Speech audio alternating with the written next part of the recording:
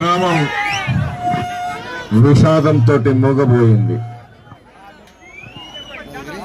ఆ రోజు చంద్రబాబు నాయుడు గారు ఇక్కడికి రావటం, చంద్రయ్య గారి పాడని మోయటం,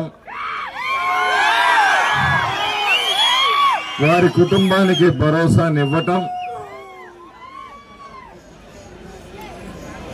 ఇది తెలుగుదేశం పార్టీ మరి కేడర్ పట్ల, పార్టీ నాయకుల పట్ల పనిచేసే అంకిత భావం అని తెలియజేస్తా ఉన్నాను.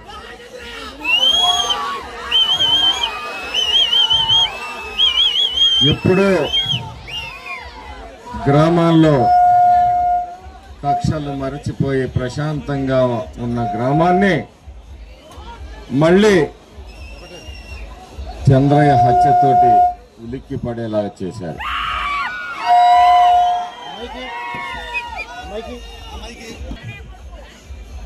చనిపోయే ముందు కూడా తల వంచకుండా పార్టీ కోసం జై చంద్రబాబు, జై తెలుగుదేశం అని ప్రాణాన్ని జెండాలాగా ఎగరేశాడు అంటే పార్టీకున్న ఆయన నిబద్ధత. నా తర్వాత మరి పెద్దలందరూ కూడా బాధ్యత తీసుకొని పోలీసు వేధింపులకి, సాధింపులకి దూరంగా గ్రామాన్ని వదిలిపెట్టిపోయే పరిస్థితి. ఒక ఆటవిక రాజ్యం ఈ మాచర్లలో నడుస్తా ఉంది. ఒక రౌడీ రాజ్యం ఇక్కడ నడుస్తా ఉంది. ఒక దోపిడీ రాజ్యం ఇక్కడ నడుస్తా ఉంది. మరి అంటే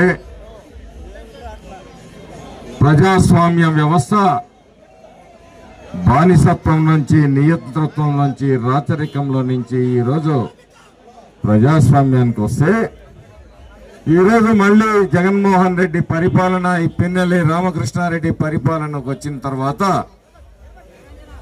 మళ్ళీ బానిసత్వంలోకి ప్రజల్ని తీసుకుపోతున్నారు. ఈ గ్రామంలోనే కాదు, ఏ గ్రామంలో కూడా ప్రజలు స్వేచ్ఛగా బ్రతకడానికి వీల్లేదు. నేను అడుగుతున్నా, మీ అందరూ కూడా ఆలోచించుకోవాలి. ఎవరైనా మిమ్మల్ని పెట్టి పోషిస్తున్నారా? మీ కష్టంతో, మీ త్యాగంతో, మీ తెలివితేటలతో బతుకుతా ఉంటే ఈ దొరల పెత్తనం ఏంటి అంటున్నా. ఒక పెద్ద ధర, ఒక చిన్న ధర ఈ నియోజకవర్గాన్ని దోపిడీ చేయటానికి, ప్రజలను హింసించడానికి, మరి రాష్ట్రంలో చూస్తే అంతులేని పన్నులు, ముఖ్యంగా బలహీన వర్గాలు ఈయన పరిపాలనలో అనేక విధాలుగా హింసించబడ్డారు, తప్పుడు కేసులు పెట్టబడ్డారు, దోపిడీకి గురిగా పడ్డారు. మీ అందరికీ తెలుసు మీ గ్రామంలో ఏం జరిగింది, ఏం జరుగుతుందో. కప్పాలు కట్టాలి. మీరు మీ జీవితాల్ని వెల్లదీయాలన్నా ఇక్కడ వైసీపీ నాయకులకి కప్పాలు కట్టాల. ఎందుకు కట్టాలి?